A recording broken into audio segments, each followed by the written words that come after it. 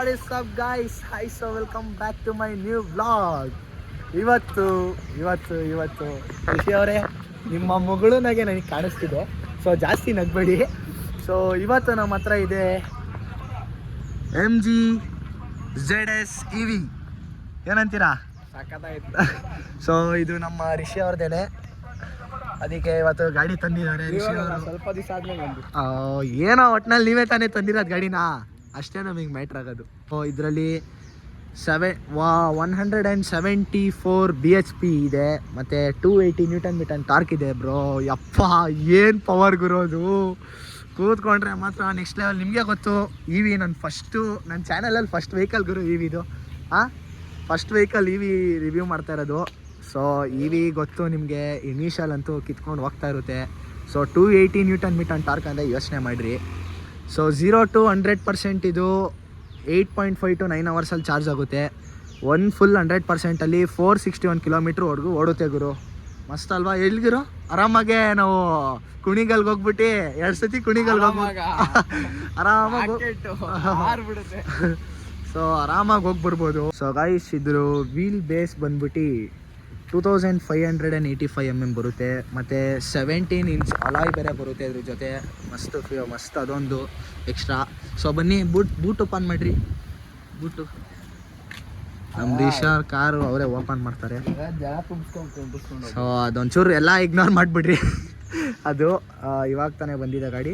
So 448 litres capacity ಇದೆ ಗುರು. ರಿಷಿ ನೀನು ಆರಾಮಾಗಿ ಹಿಂದೆ ಕುತ್ಕೋಬೋದಲ್ವಾ? ಆರಾಮಾಗಿ ಇಬ್ರು ಕೊಂಡಿಸ್ಬೋದು. ಸೊ ಅಷ್ಟೇ, ಕುತ್ಕೊಳಕ್ಕಾಗ ಅದೇ ಬೇಜಾರು. ಕುತ್ಕೊಂಡ್ರೆ ಫುಲ್ ಇಲ್ದೋಗ್ಬಿಡುತ್ತೆ ಗೈಸ್. ಬಿಡುತ್ತೆ. ಸೊ ಇವಾಗ ಒಳಗೋಣ ಬನ್ನಿ. ಸೊ ಗೈಸ್, ಇವಾಗ ಒಳಗೆ ಬಂದಿದ್ದೀವಿ. ಒಂದು MG ಬ್ಯೂಟಿಫುಲ್ ಆಗಿರೋ ಒಂದು MG ಲೋಗೋ ಕಾಣಿಸ್ತಿದೆ ನಮಗೆ ಕಣ್ಣಿಗೆ. ಸೊ ಇದ್ರ ಆರನ್ನು ಕೇಳಿಸ್ಕೊಂಬಿಟ್ರೆ ಇನ್ನೂ ನೆಕ್ಸ್ಟ್ ಲೆವೆಲ್ ಫಿದಾಗೋಗ್ತೀರಾ. ಹೊಡೆಯೋಣ ಹೊಡಿ. ಯಪ್ಪ ಮಸ್ತ್ ಗುರು ಆರನ್ನು. ಸೊ ಮಸ್ತ್ ಆರನ್ನೇ ಮಸ್ತ್ ಕಾಣಲ್ಲ, ನನ್ಗೆ ಅದೇ ಇಷ್ಟ ಆಗೋದು. MG ಕಿಯಾ ಅವೆಲ್ಲ ಆರನ್ಗಳು ಮಸ್ತಾಗಿ ಬರುತ್ತೆ. ಹೋಮ್ ಮೇಡ್ ಆರನ್ಸ್ ಅವೆಲ್ಲ. ಓಕೆ, ಇವಾಗ ಸ್ಟಾರ್ಟ್ ಮಾಡೋಣ. ಸೊ ಪುಷ್ ಸ್ಟಾರ್ಟ್ ಬಟನ್ನು ಇಲ್ಲಿ ನೋಡಿ, ಅಮ್ಕೂರೆ ಸ್ಟಾರ್ಟ್ ಆಯಿತು. ಅರೆ ಏನೋ ಸೌಂಡ್ ಕೇಳಿಸ ಬೇಜಾರಾಗಬೇಡ್ರಿ, ಯಾಕಂದರೆ ಇದೀವಿ. ಓಕೆನಾ? ಸೊ ಹಂಗೆ ಸ್ಟೇರಿಂಗು ಫುಲ್ ಸ್ಮೂತ್ ಆಗಿಬಿಡುತ್ತೆ. MG ಅಂತ ಬರ್ತಿದೆ ಇಲ್ಲಿ. ಬರಲಿ. ಸೊ ಇಲ್ಲಿ ನೋಡ್ಬೋದು, ಇದು ಅಲ್ಲಿ ವೋಲ್ಟೇಜು, ಕರೆಂಟು ಮತ್ತು ಮೋಟಾರ್ ಸ್ಪೀಡ್ ಎಲ್ಲ ಕಾಣಿಸ್ತಿದೆ.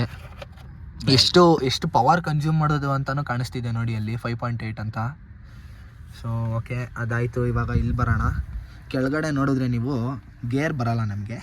ಸೊ ಇದು ಸುಮ್ಮನೆ ನಿಮಗೆ ಬಟನ್ ಥರ ಅಷ್ಟೇ. ಸೊ ಇದು ಹಿಂಗೆ ಫುಲ್ ಬ್ರೇಕ್ ಹಿಡ್ದು ನೆಕ್ಸ್ಟ್ ನಾವು ಹಿಂಗೆ ತಿರುಗಿಸಿದ್ರೆ ನ್ಯೂಟ್ರಲಿಗೆ ಬಂತು. ಓಕೆನಾ? ನೆಕ್ಸ್ಟ್ ಹಿಂಗೆ ತಿರುಗಿಸಿದ್ರೆ ಡ್ರೈವಿಗೆ ಬರುತ್ತೆ. ಸೊ ಇವಾಗ ನಾನು ಬ್ರೇಕ್ ಬಿಟ್ಟರೆ ಹೋಗ್ಬಿಡುತ್ತೆ ಮುಂದೆ. ಸೊ ಬೇಡ, ಅದು ನ್ಯೂಟ್ಲಿಗೆ ಹಾಕಿ ತಿರ್ಗಾ ಪೀಗೆ ಹಾಕಿದ್ರೆ ನಿಂತ್ಕೊಂಡ್ಬಿಡುತ್ತೆ ಗಾಡಿಯಲ್ಲೇ.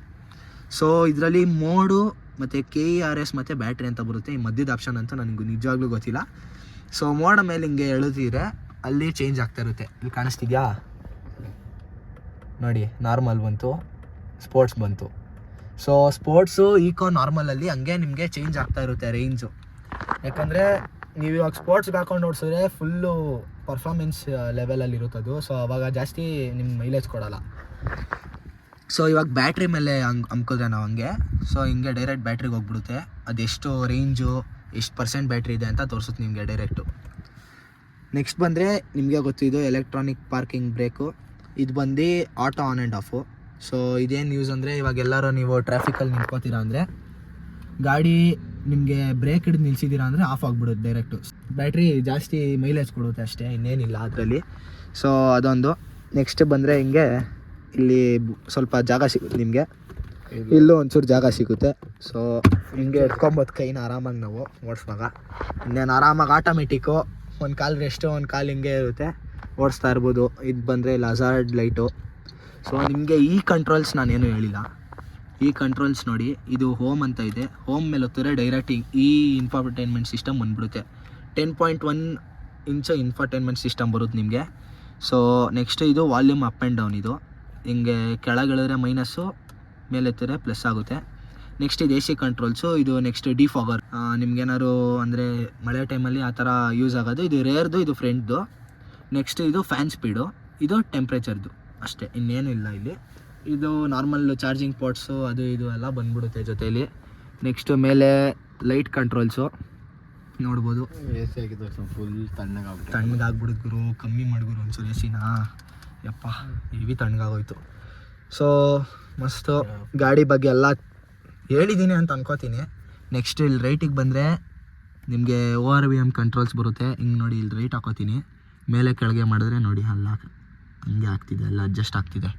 ಸೊ ಇದು ನಿಮಗೆ ಹೆಡ್ಲೈಟ್ಸ್ದು ಕಂಟ್ರೋಲ್ ಮಾಡೋದು. ನಿಮಗೆ ಪ್ಯಾಸೆಂಜರ್ ಜಾಸ್ತಿ ಇದ್ದರೆ ಎಲ್ಲ ಫುಲ್ಲಾಗಿರೋ ಆ ಥರ ಎಲ್ಲ ಸೆಟ್ ಮಾಡ್ಕೊಂಡು ಹೋಗೋದು ಅಷ್ಟೇ ಗಾಡಿ ಬಗ್ಗೆ. ಈ ಕಡೆ ನಮಗೆ ಇದು ಸ್ವಲ್ಪ ನಮ್ಮ ಇಂಡಿಯನ್ ಕಾರ್ಸ್ಗಳಲ್ಲೆಲ್ಲ ಇಲ್ಲಿ ಬಂದ್ಬಿಡುತ್ತೆ ರೈಟ್ ಸೈಡ್ ಇಂಡಿಕೇಟ್ರು. ಸೊ ಇದು ರೈಟ್ ಅಲ್ಲ, ಇದು ಮಿರರ್ದು ಫಂಕ್ಷನ್ ಇದು. ಇಲ್ಲಿ ನಮಗೆ ಇಂಡಿಕೇಟರ್ಸ್ ಬರುತ್ತೆ. ಸೊ ಅಷ್ಟೇ ಇವಾಗ ಗಾಡಿ ಬಗ್ಗೆ. ವಿಷಯ ಅವರೇ ಓಡ್ಸೋಣ? ಹಾಂ ಬನ್ನಿ ಗೈಸ್, ಇವಾಗ ಒಳ್ಳೆ ಸುಮ್ಮನೆ ಒಂದು ಶಾರ್ಟ್ ಸ್ಪಿನ್ ಹಾಕೊಂಡು ಬರೋಣ. ಸೊ ಗೈಸ್ ಬನ್ನಿ, ಇವಾಗ ಒಂದು ಶಾರ್ಟ್ ಸ್ಪಿನ್ ಹಾಕಿ ಬರೋಣ. ರೈಟ್ ಕೈಯಲ್ಲಿ ಮಾಡೋದೆಲ್ಲ ನಾವು. ಸೊ ಫಸ್ಟು ದೇವ್ರ ಕಡೆ ಒಂದು ಕೈ ಮುಕ್ಕೊಂಡು ಹೋಗೋಣ. ಸ್ಟಾರ್ಟ್ ಆಯಿತಾ? ಹಾಂ ರೆಡಿ ಆಯಿತು. ಸೊ ಇವಾಗ ನ್ಯೂಟ್ಲಿಗೆ ಹಾಕಿ ಡೈರೆಕ್ಟ್ಗೆ ಡ್ರೈವ್ ಹಾಕೋಣ. ಯಾವ ಮಾಡೋದಿದೆ?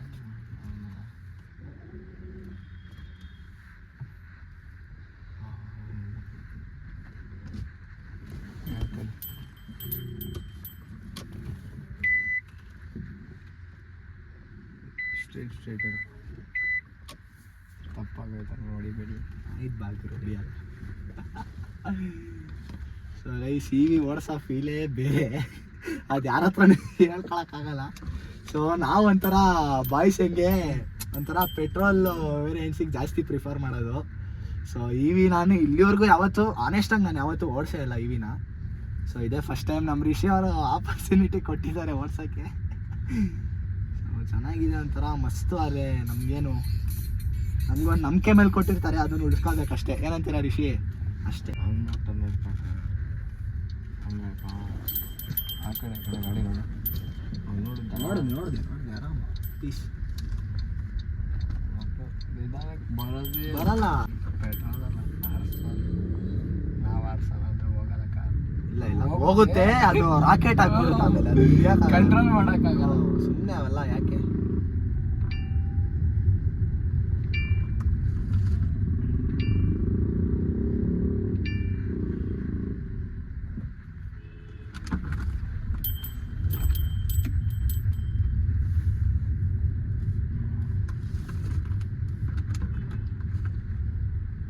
ಸಾಂಗರ್ ಹಾಕಲ್ಲಪ್ಪ, ಸುಮ್ಮನೆ ನಮಗೆ ಬೋರು.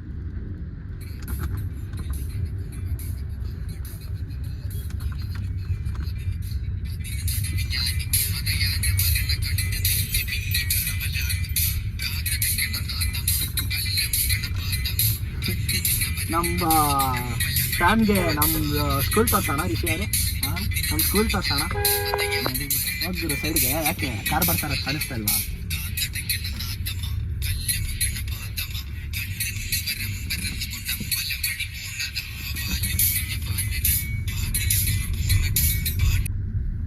ಸೊ ಇದೇ ನಮ್ಮ ಸ್ಕೂಲು. ನಮ್ಮ ಸ್ಕೂಲ್ ಮುಂದೆ ಕಾರ್ ತಗೊಂಡು ಬಂದಂಗೆ ಆದ್ವಿ ನಾವು ಕೊನೆಗೂ. ನೋಡ್ರಪ್ಪ ನಮ್ಮ ಸ್ಕೂಲ್ನ.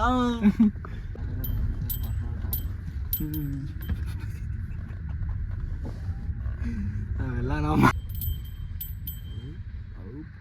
ಇವಾಗ ಡ್ರೈವ್ಗೆ ಹಾಕೊಳ್ಳೇಬೇಕು, ಬೇರೆ ಆಪ್ಷನ್ ಇಲ್ಲ. ನಿಂದೆ ಆಗಲ್ಲ ಗಾಡಿ. ಹೇಳ್ಕೊಳಕ್ಕೆ ಕಾರ್ ಕ್ಲೀನಾಗಿ ಕಲ್ತಿದ್ಬಿಡ ಸಾಕು. ಮತ್ತೆ automatic it's not easy. It's not easy ಅಲ್ಲ, ಇಟ್ಸ್ ವೆರಿ ಈಸಿ. ಮ್ಯಾನ್ಯಲ್ ಓಡಿಸ್ಬೇಕಂದ್ರೆ ಹೆವಿ ಕಷ್ಟ ಆಗುತ್ತೆ ಬ್ರೋ. ಮ್ಯಾನ್ಯಲ್ ಹೆವಿ ಕಷ್ಟ. ಡಬಲ್ ಗುಂಡಿಗೆ ಇರಬೇಕು.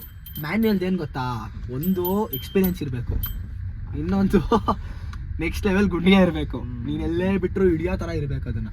ಅದು ಕಷ್ಟನೇ. ನಮ್ಮ ಮಾಮ ಕೊಡೋದು ವಾರಕ್ಕೊಂದು ನಾನಾಗ್ತಾನೆ ವಾಪಸ್ ಹೋಗ್ಬಿಟ್ಟು ಮಚ್ಚಿದ್ದು. ಗೈಸ್ ನೋಡಿದ್ರಿ, ಇದು ನಮ್ಮ ವಿಷಯ ಅವ್ರ ಕಾರು EV. ಸೊ ನಂದು ಫಸ್ಟ್ ವೆಹಿಕಲ್ ಇದು ರಿವ್ಯೂ ಮಾಡಿರೋದು. ಒಳ್ಳೆ ಎಕ್ಸ್ಪೀರಿಯನ್ಸ್ ಕೊಡ್ತಿದ್ರು ಕಾರ್ ಮಾತ್ರ ನೆಕ್ಸ್ಟ್ ಲೆವೆಲ್ ಐತೆ. ಸುಮ್ಮನೆ ಗಾಡಿ ಬ್ರೇಕ್ ಬಿಟ್ರೆ ಹೋಗ್ತಾ ಇರುತ್ತೆ, ಎಕ್ಸ್ಲೇಟ್ರ್ ಕೊಟ್ಟರೆ ಆಡ್ತಾ ಇರುತ್ತೆ.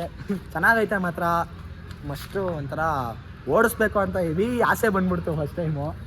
ಸೊ ನಮ್ಮ ರಿಷಿ ಅವರು thanks for this opportunity mister Rishi. ಈ ಪ್ರೀತಿ ಪ್ರೋತ್ಸಾಹ ಹಿಂಗಿರ್ಲಿತ್ತಿನ ಥ್ಯಾಂಕ್ ಯು ತಿನ್ನ. ಸೊ ನಿಮ್ಗೆ ಹೆಂಗೆ ಅನಿಸ್ತು ಓಡಿಸಿದ್ರಲ್ಲ ರಿಷಿ ಅವರೇ? ಮಸ್ತ್ ಕ್ರೇಜಿ ಫೀಲು. ಕ್ರೇಜಿ ಹೇಳಕ್ಕೆ ಅಂದ್ರೆ ಅಂದ್ರೆ ಓಡಿಸಿದಲ್ಲ ನಮ್ಮೂರಲ್ಲಿ ಓಡಿಸಿದ್ದು. ಒಂದ್ ದಿವಸ ಇನ್ನೊಂದ್ಸತಿ ನಮ್ಮೂರ್ಗೆ ಎತ್ಕೊಂಡೋದಾಗ ಮಾಡ್ತೀವಿ ವಿಡಿಯೋನ, ಅವಾಗ ನೋಡಿ ಕಣ್ ತುಂಬಿಸ್ಕೊಂಡ್ಬಿಡ್ತೀರ. ಸೊ ಇದೇನಿದು ಒಂದು ಸ್ವಲ್ಪ ರಾಕೆಟ್ ಥರ ಆಡ್ತಾ ಇರಲ್ಲ? ರಾಕೆಟಾ ಕೇಳ್ತೀರಾ? ಪಾಪ ಕೂತ್ಕೊಂಡು ಪಾಪ ಪೈಲ್ಸ್ ಬಂದ್ಬಿಟ್ಟೈತೆ ಪಾಪ. ಅಂದ್ರೆ ನಮ್ಗೇನ್ ಗೊತ್ತಾ, ನಾವು ಕಾರ್ನ ಹಾರ್ಡ್ ಬ್ರೇಕಿಂಗ್ ಮಾಡಿ ಅಭ್ಯಾಸ ಆಗ್ಬಿಟ್ಟೈತೆ. ನಾವು ಒಂದೇ ಬೆಟ್ಟಲ್ಲಿ ಹಿಡಿಬೇಕದನ್ನ. ಇದು ನಾವು ಒಂದೇ ಬಿಟ್ಟು ಅದೇ ಮ್ಯಾನ್ಯಲ್ ತರ ಅಲ್ಲ. ಅಷ್ಟೇ. ವ್ಲಾಗ್ ಇಷ್ಟ ಆಗಿದೆ ಅಂತ ಅನ್ಕೋತೀನಿ. ಲೈಕ್ ಮಾಡಿ, ಶೇರ್ ಮಾಡಿ, ಸಬ್ಸ್ಕ್ರೈಬ್ ಮಾಡಿ. ನಾವೆಲ್ಲರೂ ನಿಮ್ಗೆ ಇನ್ನೊಂದು ಹೊಸ ವ್ಲಾಗಲ್ಲಿ ಸಿಗ್ತೀವಿ ಅಂತ ಹೇಳ್ತಾ ಇನ್ನೊಂದು ಕಾರ್ ರಿವ್ಯೂ ಮಾಡ್ತೀವಿ. ಇನ್ನೊಂದು ಕಾರು ಬರ್ತಾ ಇರುತ್ತೆ. ಹಂಗೆ ಕಾರ್ಗಳಿನ ಮೇಲೆ ನೋಡ್ತಾನೆ ಇರ್ಬೇಕು ನೀವು. ಒಳ್ಳೊಳ್ಳೆ ಮಜಾ ಕಂಟೆಂಟ್ಗಳು ಇರುತ್ತೆ. ಸೊ ಟಾಟಾ, ಬಾಯ್ ಬಾಯ್.